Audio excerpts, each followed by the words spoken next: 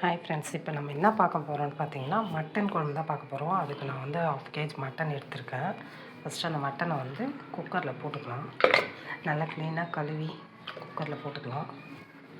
Next நான் என்ன பண்ண போகிறேன்னு பார்த்தீங்கன்னா, இங்கே நான் எல்லா பொடியும் அடுக்கி வச்சுருப்பேன். ஆக்சுவலாக இது வந்து கரம் மசாலா, இது வந்து மட்டன் மசாலா, இது வந்து ஓகே. இப்போ நம்ம என்ன பண்ண போகிறோம் பார்த்தீங்கன்னா, மட்டனை நல்லா கழுவி எடுத்தாச்சு. இதில் வந்து லைட்டாக மஞ்சத்தூள் போட்டுக்கலாம். நான் குக்கரில் ஃபஸ்ட்டு வேக வைக்க போகிறேன். லைட்டாக மஞ்சத்தூள் போட்டுக்கிறேன். போட்டுட்டு வீட்டில் அரைச்ச குழம்பு மிளகாத்தூள் 2 ஸ்பூன் போட்டுக்கிறேன். அது கொஞ்சம் காரம் கம்மியாக தான் இருக்கும். ஸோ 2 ஸ்பூன் நான் அதை போட்டுக்கிறேன். போட்டு காஷ்மீரி மிளகாத்தூள் கலருக்கு 1 ஸ்பூன் போட்டுக்கிறேன். நெக்ஸ்ட்டு மட்டன் மசாலா தூள் ஒரு ஸ்பூன் போட்டுக்கிறேன். நெக்ஸ்ட்டு சோம்புத்தூள் 1 ஸ்பூன் போட்டுக்கிறேன். நெக்ஸ்ட்டு வந்து கறி மசாலா தூள் 1 ஸ்பூன் போட்டுக்கிறேன். போட்டு சால்ட்டு தேவையான அளவு சால்ட்டு போட்டுக்கிறேன். 2 ஸ்பூன் போட்டுக்கிறேன். போட்டுட்டு இது வந்து நல்லா வந்து மேக்னேட் பண்ணிக்கோங்க. அப்போ தான் வந்து நல்லா காரம் இறங்கும். ஸோ இதை நல்லா மேக்னேட் பண்ணிக்கணும்.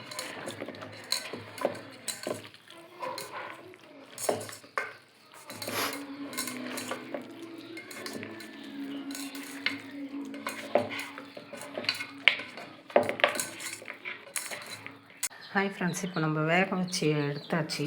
மட்டனை 6 விசில் விட்டு நான் வேக வச்சு எடுத்துட்டேன். நெக்ஸ்ட் வந்து கடாயை வச்சுக்கிறேன். கடாயை வச்சுட்டு நாங்கள் வீட்லேயே ஆடின நல்லெண்ணெய் இருக்குது. ஸோ அந்த நல்லெண்ணெயை ஊற்றிக்கிறேன். தேவையான அளவு எண்ணெய் ஊற்றிக்கிறேன். எண்ணெய் நல்லா காஞ்சிச்சு.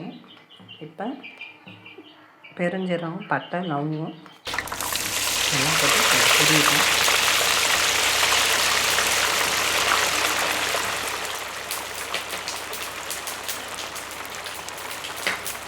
நல்லா பொரிஞ்ச உடனே சின்ன வெங்காயம், நான் சின்ன வெங்காயம் தான் யூஸ் பண்ணுவேன் எப்போயுமே. நான்வெஜ்ஜு பொறுத்த அளவு உடம்புக்கு நல்லதும் கூட.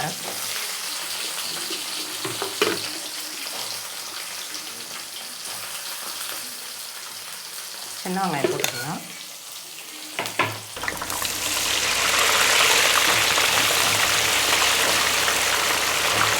பேஸ்ட்டு 1 ஸ்பூன் போட்டுக்கலாம்.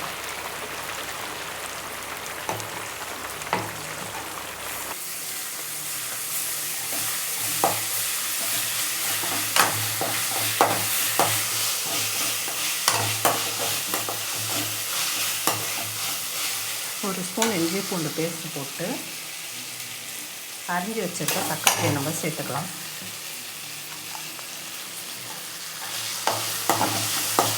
தக்காளி போட்டு நல்லா வதக்குங்க. அரைச்சி வச்சுருக்க தக்காளி பேஸ்ட்டையும் போட்டுக்கோங்க. நான் அரைச்சி தான் யூஸ் பண்ணுவேன். மேக்ஸிமம் நல்லாயிருக்கும் குழம்பு, கொஞ்சம் திக்னஸாக நல்லாயிருக்கும். ஸோ அரைச்சி வச்சுருக்க தக்காளி பேஸ்ட்டையும் ஆட் பண்ணி நல்லா வதக்குங்க. ஓகே, தக்காளி வந்து நல்லா வதங்கிடுச்சு. இப்போ இதில் என்ன பண்ண போகிறோம்னு பார்த்தீங்கன்னா, குழம்பு மிளகாத்தூள் ஆல்ரெடி நம்ம கறியில் வந்து எல்லாமே போட்டு வேக வச்சோம். இது வந்து இன்னும் கொஞ்சம் காரம் வேணும். அதனால் குழம்பு மிளகாத்தூள் வீட்டில் அரைச்ச தூள், மட்டன் மசாலா தூள் 1 ஸ்பூன்,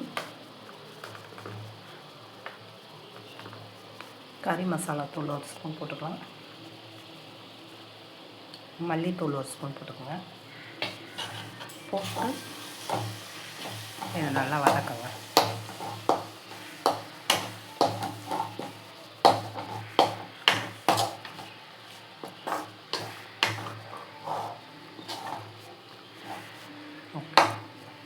இது நல்லா வதங்கட்டும். இதில் கொஞ்சம் காஷ்மீரி மிளகாத்தூளும் போட்டுக்கோங்க. கலருக்கு நல்லாயிருக்கும் குழம்பு, டேஸ்ட்டாக.